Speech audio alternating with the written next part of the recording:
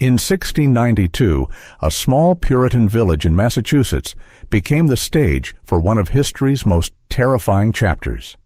A place where neighbors accused neighbors, where children pointed fingers at the innocent, where the mere whisper of a name could mean death. This is the story of the Salem Witch Trials, and I promise you, it's far more disturbing than you think. Because this isn't a story about witches. There were no witches in Salem. This is a story about what humans do to each other when fear takes control, when paranoia becomes law, when the innocent scream their truth and no one listens. 25 people died, hundreds were imprisoned, and it all started with 2 little girls. Lying. The first screams. January 1692. Salem Village, Massachusetts. Winter gripped the land like a frozen claw, and inside the homes, Puritan families huddled against the cold and the dark. In the home of Reverend Samuel Parris, something was wrong. His 9-year-old daughter Betty and 11-year-old niece Abigail Williams began exhibiting behaviors that defied explanation. It started small, distraction during prayers, whispered conversations that stopped when adults entered the room. Then it escalated. The girls screamed, blood-curdling shrieks that echoed through the wooden house. They convulsed, their small bodies twisting and jerking as if pulled by invisible strings. They crawled under furniture, contorting themselves into spaces too small for a child. They spoke in tongues, guttural sounds that seemed to come from somewhere deep and wrong. Betty's eyes would roll back in her head until only the whites showed. Abigail would freeze mid-sentence, her mouth hanging open, drool sliding down her chin. Then suddenly she would shriek that invisible hands were pinching her, biting her, torturing her. And here's the thing. They had marks.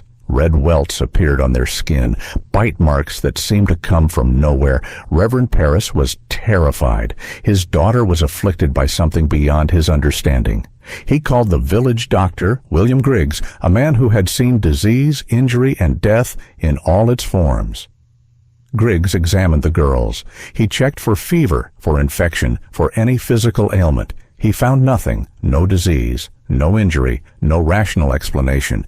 And so, he uttered the words that would seal the fate of dozens. The evil hand is upon them. Witchcraft. The accusations begin. The adults needed answers. They needed names. And so they pressed the girls. Who is doing this to you? Who is tormenting you? Under intense pressure from terrified adults, the girls finally named their tormentors. 3 women, 3 outcasts. Tituba, Reverend Parris's enslaved woman from Barbados. She had told the girls stories, forbidden stories of magic and spirits from her homeland, stories that fascinated the children in a world where even laughter was considered sinful. Sarah Good, a homeless beggar, pregnant and destitute. She wandered the village asking for charity, and when denied, she would mutter under her breath. The villagers were convinced she was cursing them. Sarah Osborne, an elderly, bedridden woman who hadn't attended church in over a year. She had scandalized the village by living with her servant before marrying him, and she was engaged in a bitter legal dispute over her late husband's estate. Seems Sarah was a popular witch name. The outcasts, the vulnerable, the women no one would defend, the perfect scapegoats. On February 29, 1692, warrants were issued for their arrest. They were dragged from their homes and thrown into jail, a dark, freezing pit where prisoners were chained to walls and left to rot in their own filth. Confession under torture, March 1, 1692.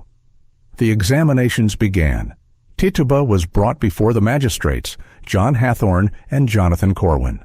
The courtroom was packed, every seat filled with villagers hungry for answers, for justice, for blood. The afflicted girls were there, sitting in the front row like witnesses at a trial. But they were more than witnesses. They were performers. When Tituba entered, the girls erupted. They screamed. They fell to the floor, convulsing. They pointed at her with trembling fingers, claiming her specter, her spirit, was attacking them at that very moment. Tituba denied everything at first, but Hathorne was relentless. He questioned her for hours. And somewhere in that interrogation, likely under physical abuse and the threat of worse, Tituba broke. She confessed. She described a tall man dressed in black who came to her in the night. He commanded her to sign his book, the Devil's Book. She said she saw the names of others already written there. She spoke of red cats, black dogs, and yellow birds that served as familiars, doing the devil's bidding. And then she said the words that changed everything. There are others. A conspiracy of witches in Salem, and I am just one of many. Her confession validated every fear. If witches were real, if they walked among the villagers, then anyone could be one. Your neighbor, your friend, your family. The hysteria exploded like wildfire. Sarah Good and Sarah Osborne maintained their innocence. Good, pregnant and defiant, cursed her accusers. Osborne, sick and frail, begged for mercy. Neither received any. They were sent to prison to await trial. Sarah Osborne would die in jail on May 10th, still proclaiming her innocence. Her body was buried in an unmarked grave. The afflicted multiply more girls began showing symptoms. Ann Putnam, Jr., Mercy Lewis, Mary Walcott, Elizabeth Hubbard.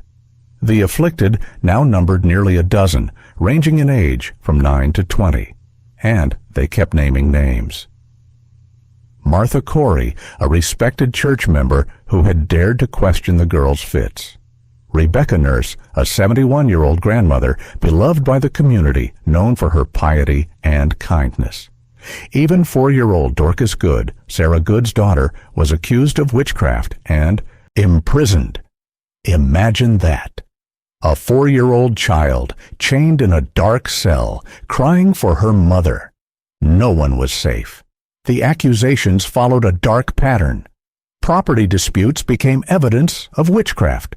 Old grudges were settled with pointed fingers. Sexual jealousy transformed into spectral attacks. Personal vendettas were disguised as divine revelation. All it took was one pointed finger, one theatrical fit in court, and your life was over. The Court of Oyer and Terminer.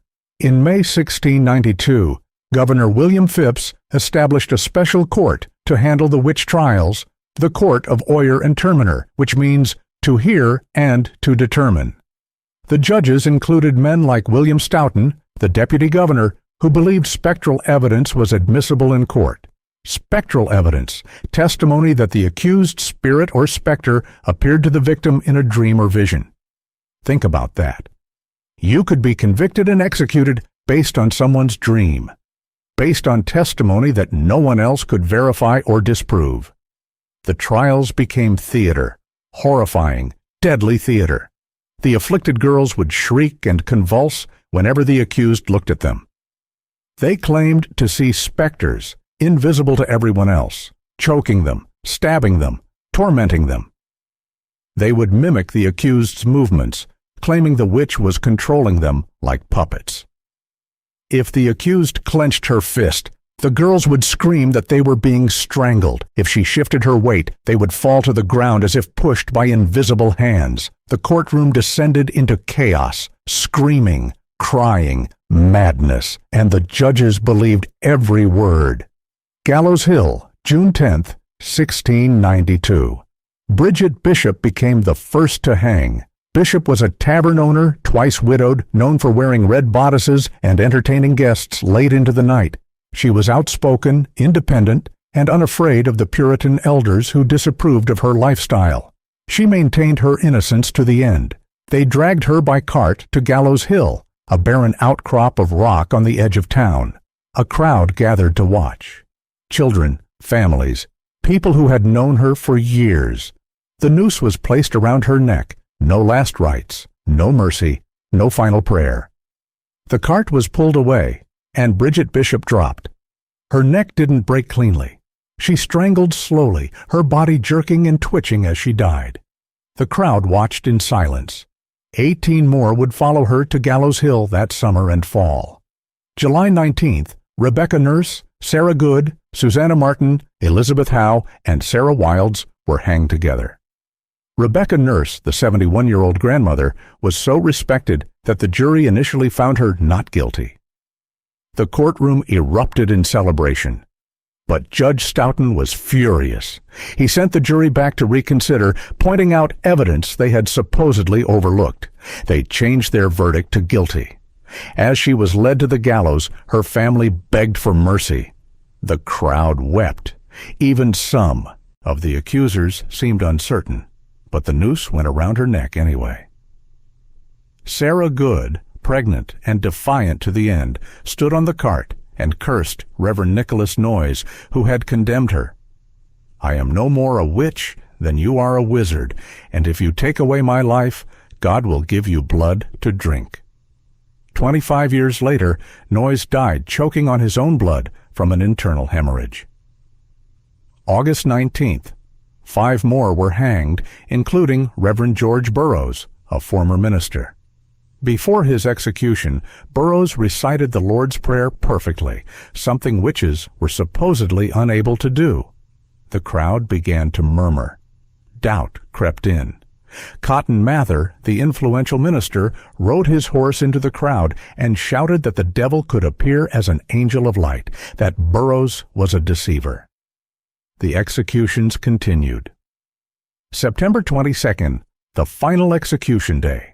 8 people were hanged, including Mary Easty, who wrote a heartbreaking petition before her death, not asking for her own life, but begging the court to stop the trials so no one else would die. Her plea was ignored. The pressing of Giles Corey. But the most horrific death belongs to Giles Corey. Corey was an 81-year-old farmer, gruff and stubborn. When accused of witchcraft, he refused to enter a plea, neither guilty nor innocent. It was a legal strategy. If he didn't plead, he couldn't be tried. And if he couldn't be tried, his property couldn't be seized by the court. The punishment for refusing to plead was peine forte et dure, pressing. Torture designed to force a confession. September 17, 1692. Giles Corey was taken to an open field. He was stripped naked and forced to lie on the cold ground. A wooden board was placed on his chest. Then they began adding stones, one by one, slowly crushing him. The weight pressed down on his ribs, making it harder and harder to breathe. Each breath became a battle. His chest screamed in agony. The sheriff stood over him and asked, "How do you plead?" Corey's response whispered through gritted teeth, "More weight." They added more stones. For 3 days this continued, 3 days of unimaginable agony. His ribs began to crack. His lungs struggled for air. Blood pooled in his mouth. Each day the sheriff asked, "How do you plead?" Each day Corey's only response, "More weight." On the 3rd day, September 19, 1692, his ribs finally shattered. His lungs collapsed. Blood poured from his mouth. His last words, whispered through broken teeth and blood, "More weight." He died without confessing. His property went to his sons, not the court. Giles Corey was never convicted of witchcraft. He was murdered for refusing to participate in a system he knew was corrupt. The tide turns by October. The accusations had spiraled completely out of control. The afflicted girls, drunk on power and attention, began accusing everyone, the governor's wife, prominent ministers, wealthy merchants, even the president of Harvard College. Suddenly, the powerful men of Massachusetts realized this could happen to anyone. This could happen to us. Governor Phipps dissolved the court of Oyer and Terminer on October 29, 1692. Spectral evidence was banned. A new court was established with stricter rules of evidence. Of the remaining accused, most were found not guilty or released. The few who were convicted were pardoned by Phipps. The hysteria ended as quickly as it began, like waking from a nightmare. but the damage was done. The aftermath: 25 people died, 19 hanged, 1 pressed to death.